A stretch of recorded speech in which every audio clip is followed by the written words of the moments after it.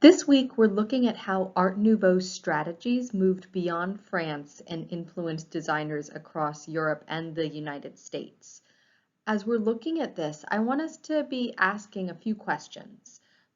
First, what makes a design adaptable for different cultures?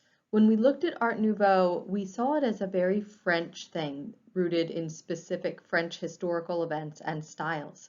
How is it that this very French style can change and shift for all sorts of different audiences?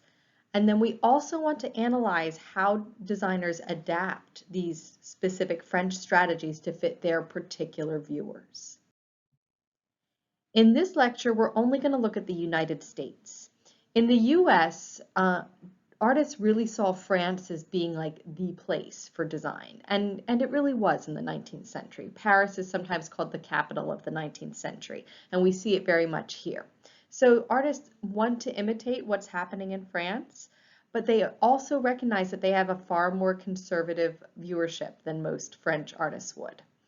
And the reason Art Nouveau becomes really popular in the United States is because it provided an opportunity for magazines in particular to distinguish themselves from common everyday artwork. So there's this distinction between the art posters you would find in magazines and common chromolithography.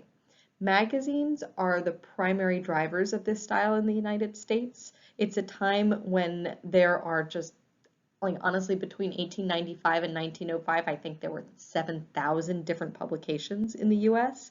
That is a crowded market. And so to distinguish yourself, you need to have really great design. We'll be looking at Harper's and Lippincott's, and we'll be looking at artwork by a couple different American artists, including Penfield, Gould, and Bradley. So all of this really takes off in the United States in 1892 when a French designer is invited to design a collectible poster for the Christmas issue of Harper's Magazine. So in order to encourage people to purchase their rather expensive magazine, Harper's included a collectible poster by the French artist Eugène Grasset. And you can see as you look at this, it aligns very well with everything that we saw in France. So the flat patterns, the outlining, the curvilinear lines, the organic forms, the hand-produced lettering, all of this looks very French, and this was the appeal. But what Harper's does sets a precedent, and now these major magazines like Harper's, Lippincott's, and another one called Century always want to have an art poster included in their issues in order to encourage people to subscribe and purchase the magazine. So let's look at one by Edward Penfield for Harper's in 1897. So this is the interior of a bus, and you can see you have all of these kind of fancy urban people sitting together. There's an interesting long perspective here where you're looking down across the row, and they are all reading their copy of Harper's Monthly. So you see sophisticated city type people reading the magazine. It makes you want to be one of them.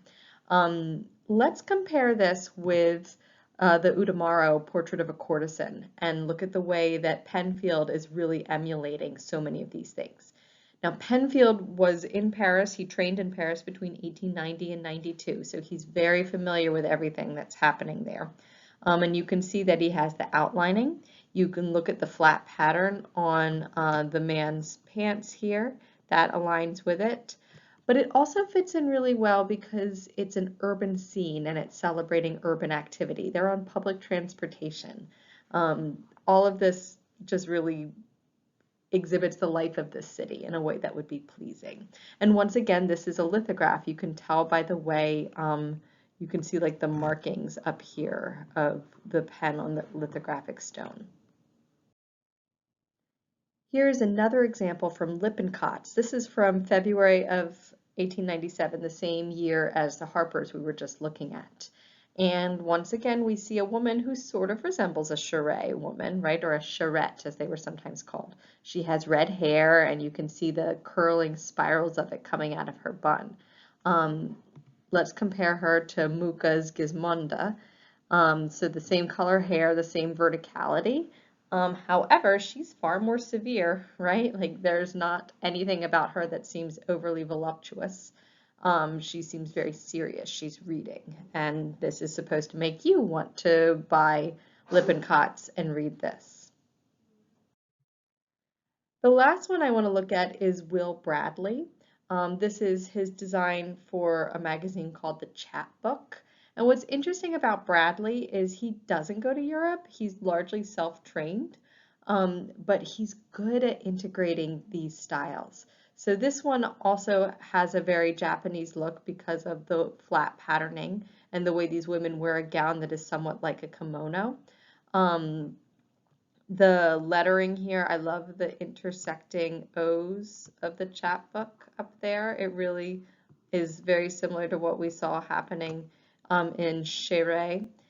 Um, but the other thing that I like about this is I feel like it actually points us towards where we're going next, this transition into the 20th century, because this has a far more geometric appearance than any of the stuff that we've been looking at thus far.